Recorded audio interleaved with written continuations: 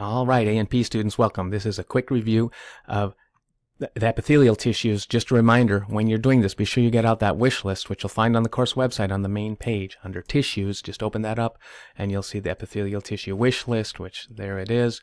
And when you're using this wish list, be sure you just take and identify exactly everything that's on the wish list. You don't need to know anything more, even it's labeled in our PAL program, which is where we're going to look at the tissues. So here's the PAL program. If you want to look under histology and under epithelial tissues, and we'll put the labels on so everything lights up nicely. When we see anything labeled kidney, forget it. It's too complicated to identify the different types of epithelial tissues in the kidney, and so we won't be worrying about that as we look through these images, okay? So nothing kidney, that's kidney, we'll just skip through them.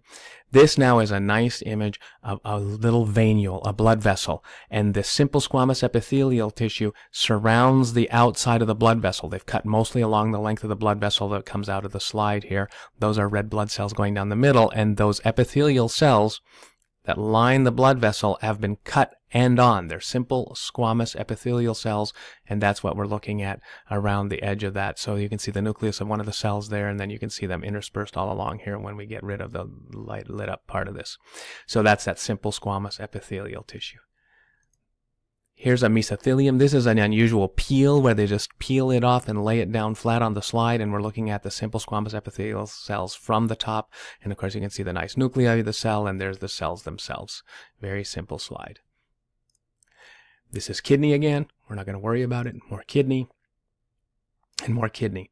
This is thyroid gland, which is a nice simple cuboidal epithelium. You can see the simple cuboidal epithelial cells surround the lumen of the gland, which is what lights up here when we're looking around the edge of the gland, around the duct of the gland. So this is a duct with its lumen or its space in it, the duct with its space in it, and these are all simple cuboidal. I know they don't look exactly cube-like, but they're rounded cells around the outside there. These are, again, simple cuboidal cells in the pancreas surrounding a duct there. These are simple columnar cells. These come from the wall of the intestines. They've cut across the entire intestines layer, and we're looking close up at the simple columnar cells. You can see them much more nicely here. Up close there, you can see those columns all lined up like that. The nuclei light up. Simple columnar epithelium cells surrounding the villi that are sticking out into the wall of the gut there. Okay, as we look a little bit closer at higher power, now you can really see those simple columnar cells all lining up and down on the internal wall inside of the gut, and you can nicely see the goblet cells, which form mucus on the surface of them to protect them from anything that might be out inside the gut, and on the very surface the microvilli that of course increase surface area for reabsorption. This is another just different kind of stain, different view of those simple columnar cells all around here. You can see the goblet cells also that secrete the mucus, so a nice view of those simple columnar cells on the outside of villus in the intestine. This is a pseudo-stratified columnar. This is what lines the respiratory tubes, including in this case the trachea, which they've cut across longitudinally here. Air would be running through the interior of the trachea along here, and that pseudo-stratified columnar epithelium lines the inside part of the trachea. Pseudo-stratified columnar epithelium. There you go. There's the pronunciation. Okay, this is looking even closer up where you can see that pseudo-stratified columnar epithelium. You can see the cilia on the surface. There's the nuclei of those cells. And if you're wondering, right along the very bottom of this, you see these other small rounded cells. That's why it's pseudo-stratified. It looks like another level. There. Those are stem cells or basal cells that give rise to these cells, which get deteriorated pretty quickly because of all the air that's passing over them all the time. There's also goblet cells here producing mucus.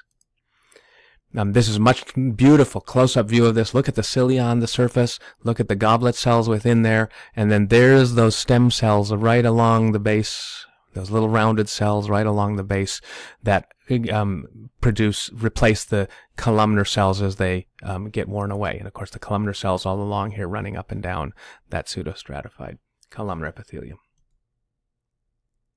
Another view of it close up. You can see the cilia, you can see the epithelial layer itself, and you can nicely see those little basement cells or basal cells along the bottom. This is now a stratified squamous epithelium we're not going to worry about because that's basically skin, and so we're just going to do that when we look at the skin.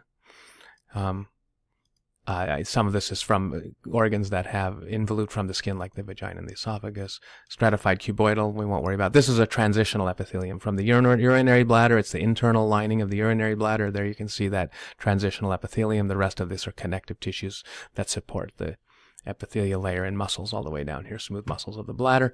And then now you can see up close, those transitional epithelial cells just look like they're all jumbled all on top of each other in there. They have these little umbrella cells on the surface. Here you can see it up close again, the internal lining of the bladder with that look of cells jumbled all on top of each other. It would be in an empty bladder. If it were full, they would stretch out to just one or two layers. And just another view close up of that transitional epithelial layer with the cells kind of riding up all on top of each other. There's those umbrella cells on the surface. All right, so I hope that's been helpful. Be sure to use the wish list while you're looking at these. Goodbye.